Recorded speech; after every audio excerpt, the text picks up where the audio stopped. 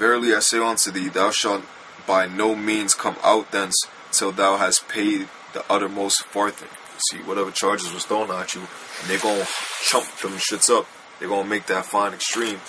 You know, whatever it is, you ain't gonna get out of the prison until you pay that. So don't take that road. And it seems real hard. You know, it seems real hard to apply that, which it is. Don't get me wrong. You know, myself, you know, just through the Spirit, just speaking on it briefly, I wasn't able to grasp, you know, this word firsthand when I first came into the truth. For Yahweh Shem Yahushua had mercy upon me to get this truth, especially when it came to females in the workplace. You see, so the Spirit had to where I got carnal a couple of times, especially with these broads at this one spot that I used to work at. Before the Spirit of Yahweh Shem Yahushua had it to where brothers linked up with the elders, you know, many moons ago. But long story short, these hoes saw us on the Ave, teaching with the camp I was with the brothers I was with, you know. And the Spirit recognized them, said, fuck it. The Spirit was speaking, you know, Yahweh Shem Yahushua. The Spirit was on me to condemn this place as how brothers normally do and edify. So they walked by, they got offended, they was talking shit from across the street, and the Spirit put them on blast. See? And what happened? I saw them at work. They made their little chickering, you know, nickering, whispering, you know, backbiting talks amongst themselves. You know, at the time I was working retail, so go figure. I was working retail, and I'm in the men's department, and I'm passing by to get to the lunchroom, cafeteria area, the locker room and whatnot. And as I'm going by, the hours is getting long, the shipments is coming in, we gotta unload them and this and that. And what comes out of these females' mouths? It's the white man's fault why we doing all this. Laughing amongst themselves. Because they know what we out there condemning the so-called white man, the devil the Bible speaks of.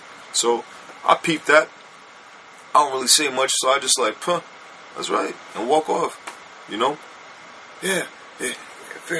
Oh man, the white man has to go down. Little snickering shit, trying to make jokes. You know? Little things like that. But I tell you one thing.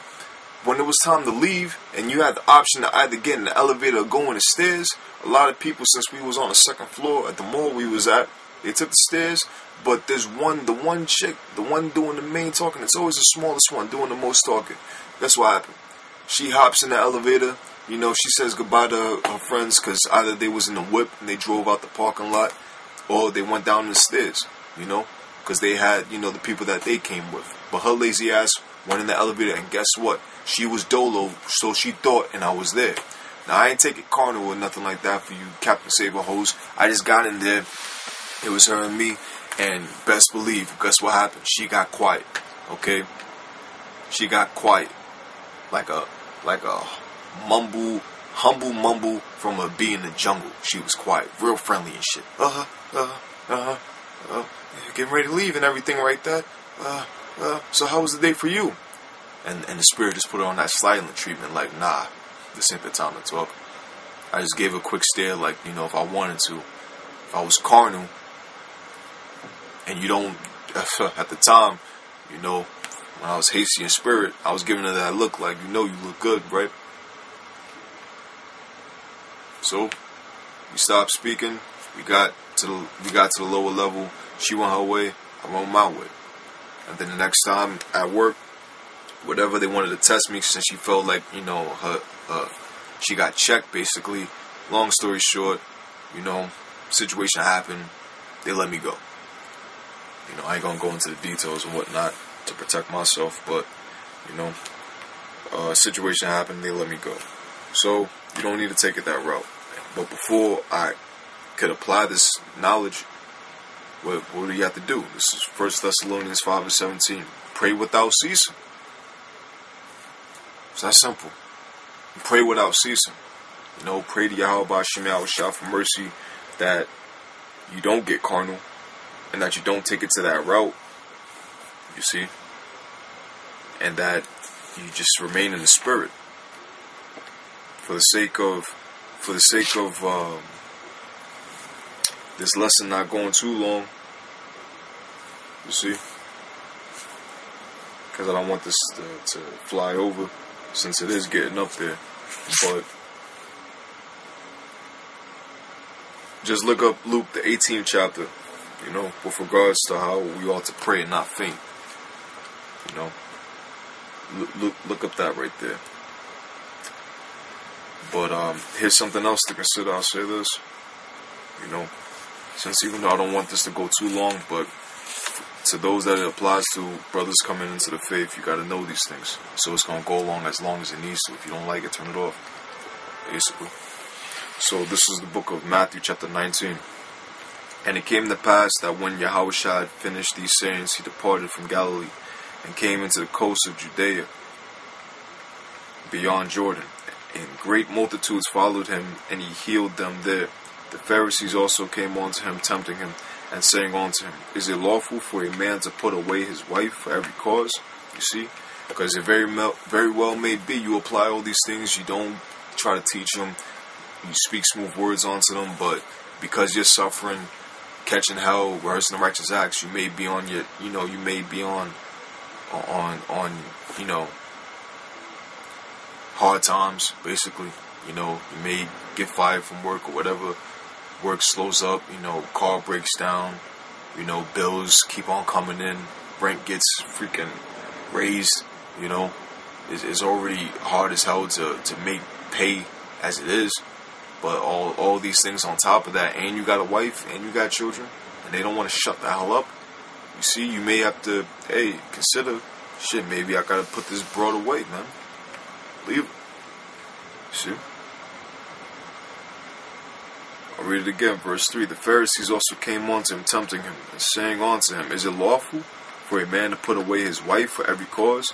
And he answered and said unto them, Have ye not read that he which made them at the beginning made them male and female, and said, For this cause shall a man leave father and mother, and shall cleave to his wife, and they twain shall be one flesh.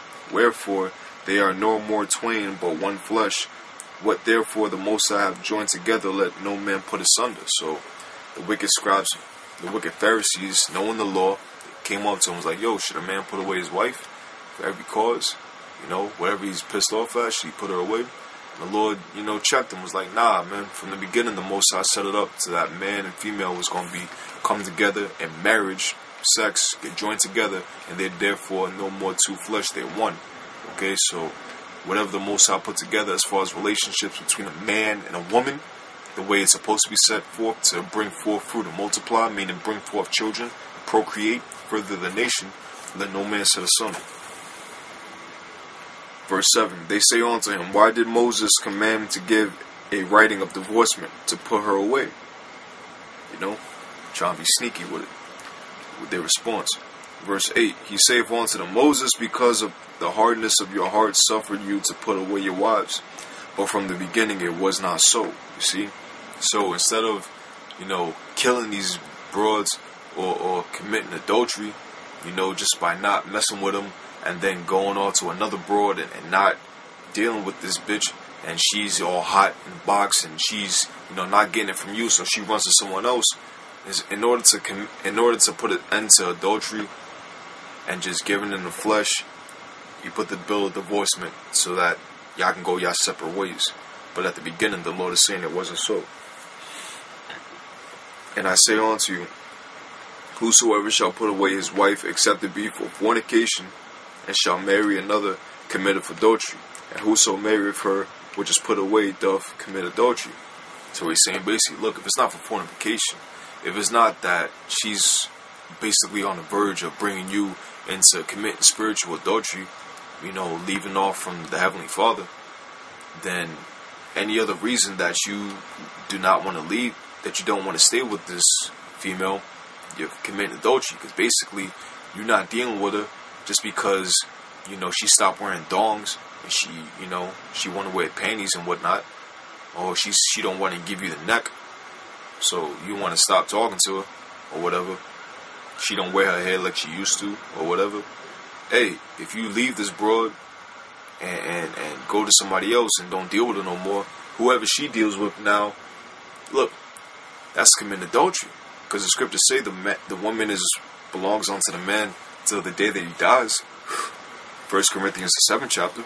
So therefore, let fornication be the ultimate reason why, and the only reason why you will leave the broads alone if you with them in marriage.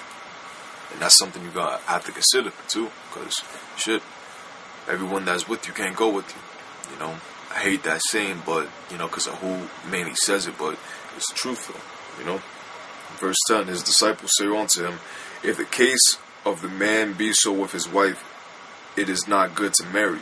Meaning, look, if that's the case with these women, like, I guess we shouldn't have women in general. Verse 11: but he said unto them, all men cannot receive this saying, save they to whom it is given. For there are some eunuchs which were so born from the mother's womb, and there are some eunuchs which were made of the men, and there be eunuchs which have made themselves eunuchs for the kingdom of heaven's sake. He that is able to receive it, let him receive it. And that word eunuch basically means like someone who doesn't deal with, who's not into relationships, who's not dealing with women. You know, whether it be a female that's a eunuch that doesn't deal with men, and she just is a widow or is a virgin, or if it's a man that doesn't deal with women and he's just to himself, you see, and he just doesn't give into the act of the lust of the flesh. He's not out there having sex, popping women, and whatnot. You see, you got three cases of this that was in the ancient world. One where the man wasn't able to, he was born that way out of his mom's womb to where, you know, he couldn't produce sperm, he couldn't bring forth children, or his rod was messed up. That's how it was, you know. Or you got the ones that was made eunuchs of men, meaning chamberlains in the ancient world, where whenever we was in captivity, a lot of our men, when we had to serve servitude, serve slavery, and watching these kings, whores, basically their concubines, okay, their sex slaves, in order for us to be trusted, they would chop off our rod or chop off our nuts so that we wouldn't pop their wives or pop their concubines. It's fucked up, you know, that they made us do that. For one, they put us against our own will to watch these hoes, knowing how good they look. And two, they chop our members off so that we wouldn't impregnate them or wouldn't pop them. You see? That's another example of how eunuchs came up into the ancient world. It's just fucked up. And you see that even with these slavery movies, how they would buy the so-called slaves and then chop their rod off as a form of punishment for running away and whatnot. Fuck, man. This place gotta go. But the third one is you got those that became eunuchs for the kingdom of heaven's sake, meaning to solidify their seat as a member of the elect. They're putting off women and putting off having sex for the kingdom of heaven's sake, meaning so that they can be of the elect. You see? And you have examples of those that did that within the scriptures, and even that do that in this truth. You see? And an example to give you would be the Apostle Paul. You know, read 1 Corinthians the 7th chapter, but because of the time, we're going to jump straight into the point. It's 1 Corinthians 7:29. But this I say, brethren, the time is short, it remaineth that both they that have wives be as though they had none. You see? Like, the times that we getting ready to come into is going to be so detrimental and so, you know, nerve-wracking. You know, we've never experienced these times to come. Nobody in the world has. You see, brothers may have visions of it. Brothers may have military background to understand what it's like to hear guns go off constantly. You know, neighborhoods being taken. Okay, cities being sieged. You may have like a physical experience with that, but the scriptures speak about the time of Jacob's trouble. You see, and basically how Yahushua even said it. It's going to be so worse that no time in the ancient world has ever come to it, nor shall ever will. Because there's going to be all types of stuff going on. Famine, race riots, pestilence, disease warfare, martial law, torture chambers, and ultimately the nuclear missiles. It's going to be raw out here. So the times that we're dealing with now, look, if the spirit may not get on you to not deal with a woman, just to be serious unto Yahweh Shem Yahushua and to show your faith, look, the scripture says those that have wives be as though they had none. Meaning if you have a wife, don't put your all into it. You see? This is your wife. You see? Scriptures. Was knowledge and understanding Yahweh Shem Yahushua, that's your wife, that's your woman right there. Your first and foremost right there. So, be about your father's business first. And as far as what it comes to with these females, you deal with them accordingly. But no, she's not going to save you. As far as, getting up between them legs and getting pleasure. We in the house of mourning. It's better to go to the house of mourning than to the house of feasting. So apply that. And they that weep as though they wept not, and they that rejoice as though they rejoice not, and they that buy as though they possess not. See, these are the mentality you gotta have. Like, this isn't real. This ain't gonna stay here. As the next verse goes into. And they that use this world is not abusing it, for the fashion of this world passeth away. You see? So that's the point regarding that. You can read on a little bit further to get further understanding with that. But know that the fashion of this world, the way this world operates, this ain't gonna last for too much longer. Nah, man. It's alarm clock time, wake up time for these hoes, man. A lot of these people gonna realize what the deal is. See? But I'm gonna rewind just to bring a different perspective, because this is for the newcomers in the faith. And even though the spirit was coming hard at the women, you do have cases where you have so-called sisters trying to do right. So, hey, this is gonna address those that may not put their wives away, that's trying to fight it. But hey, some cases you may have to leave your wife, because if she's literally holding you down to where you thinking about putting hands on her and getting knocked, getting locked up and whatnot, it's best to just leave them.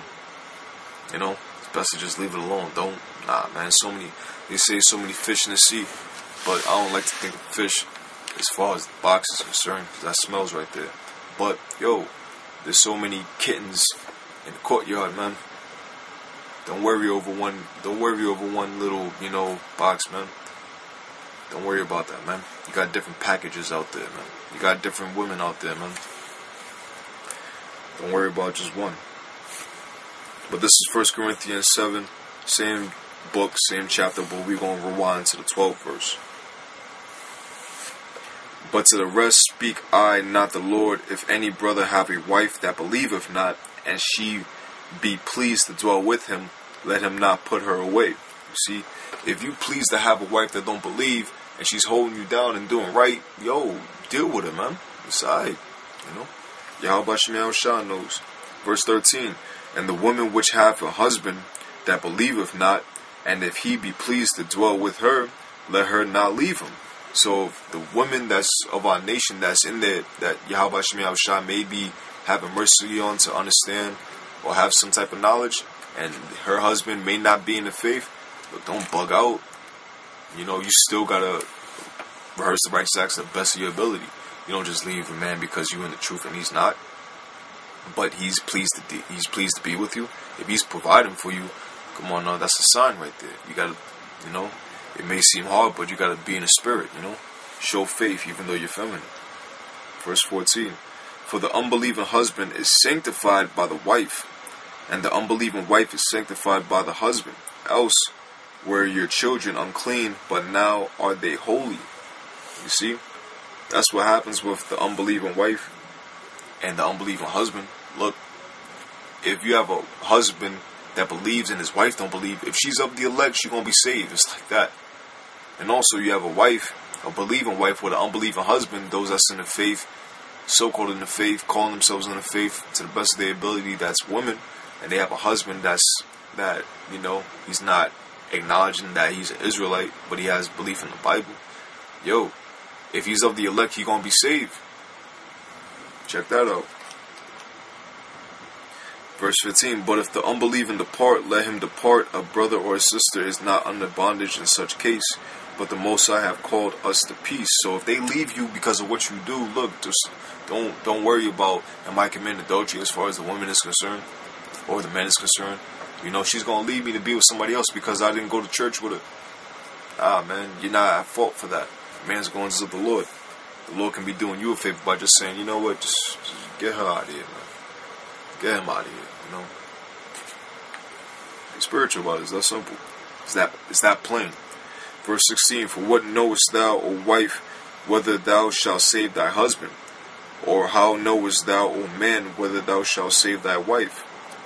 Self-explanatory. But as the Most High hath distributed to every man, as the Lord hath called every one, so let him walk, and so ordain I in all the churches. That's what that is right there. You see?